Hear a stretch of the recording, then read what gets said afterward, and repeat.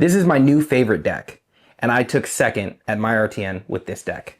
I took Cindra. I took Cindra to our local RTN, and I was a little nervous going into it, but I had a great time. I had so much fun. And like I said, I took second, and I was this close from that black envelope gold foil. And if you stick around to the end, you'll see the video of all of us open that gold foil. My round one, I match up against Marionette. Marionette has been making insane waves recently. It's being whispered as BDIF right now. I was honestly worried. Because my opponent is a local grinder. He's probably the most competitive, results oriented, like grinding player at our locals. He's a good player. Our game goes about, I think, 10, 12 turns, maybe not even that long. He has some weird, unfortunate draws, and my deck does what it wants to do. This Cindra deck is my baby. This is something that I've been working on for a long time. It's not your normal Cindra deck. It isn't 0for4.deck. The name of this deck is Dagger Wizard, and it plays with 15 blues. I take round one. I believe I'm at 20 life when that round ends, so it was a pretty handed win. That's not taking anything away from my opponent. It was a great game, just rough. Also, shout out my boy Plunderlord. We talked the night before, and I was like, what do I need to shore up these matchups? This assassin thing that I'm scared of. This is what I was fearing. And he goes, Sync Blows. Sync Blows in the sideboard, they come in, and they do the damn thing. Covered up a Leave No Witness from a Codex with a Sync Below. You can't, math is beautiful. Round two. I'm in a little bit of a high going into round two after beating what I was thinking was my worst matchup in Marionette, but then I get paired into Verdance.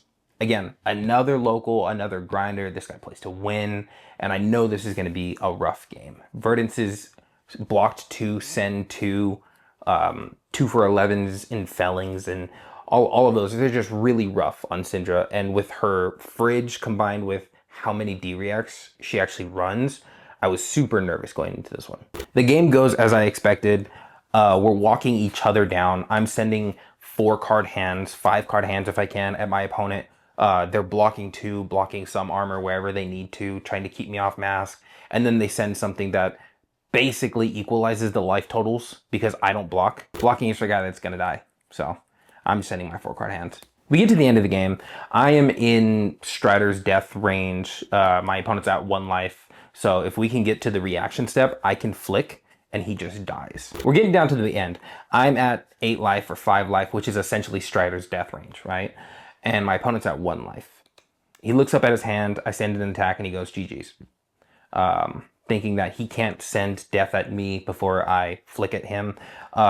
We had a talk after the game that Flick Knives isn't an instant, it's a reaction. And we had a couple different situations in which during reactions I was playing Throw Dagger, and he would respond with the Shelter, and I would respond to the Shelter with Flick Knives. So maybe he got that kind of conflated with it just being an instant, so he thought he was dead on board. Either way, I end up taking that game. I go into round 3 2-0. Round 3, I'm feeling good. I'm 2-0 going into round 3, and I look at my gem pairings, and damn it if it isn't my fucking boy.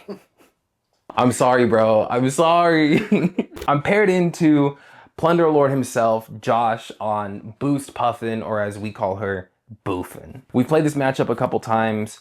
We are both saying, hey, green light, let's do it, no blocks, except he can push Fridge for 2 turns. Halfway through the game, it's 35-17. I'm down, but he finally has no more armor. A couple turns later, and I take the game. A tough game, good opponent, but Cindra's hanging in there. Round 4, this is the last round before Top Cut. I'm pretty much set for Top Cut. I even had a little joke with my boy. He was like, you could throw the game and end up in Top Cut. And then we laughed and he goes, but don't do that. I was like, no, I can't do that. My round 4 opponent is Florian. I'm not familiar with the Florian matchup at all. It's not something any of our locals play. It's not something I'm comfortable into. I just know that Earth equals bad, and he's got Face Purgatory, which is kind of like the brute flesh bag headpiece where it just says, I get to tell you no on a whole turn 1 time throughout this game, and you gotta be okay with that. So I know I'm gonna have to power through that, and I'm gonna have to power through whatever else he has, but I think if I go all gas, no brakes, I can do it. Now, I don't present Arcane Barrier into my opponents ever. I'm not I need my armor. I know my armor is. It's I don't even play Claw and Serekai because this deck needs both daggers to have go again. He reaches his win con of 1 card 5, activate arms, swing, sword, send 5. Now he's free up to block with 3 cards from hand, whatever armor he has left, and just send 5, and basically do 2 true damage to me every turn until I die. I think he reaches this maybe 1 turn too late, as I'm just sending just aggressive aggro turns at him, and I finally get there. So we go into the top cut, the top 4, first seed, undefeated 4-0. I'm feeling fucking awesome. Now I'm the first person to complain about how pushed talents are, and they kind of make generic heroes feel a little left behind. Our top 4 cut was me on Draconic Ninja Cindra, our 2nd seed on Verdance, the Earth Wizard, our 3rd seed on Florian, the Earth Runeblade, and our 4th seed on Fang, the Draconic Warrior. I'm first seed, so I have the choice in every matchup, and I'm playing into Fang, which I think is just a race, and if he stumbles or he takes a couple turns too long to be fully turned on, I think I pretty much have the game.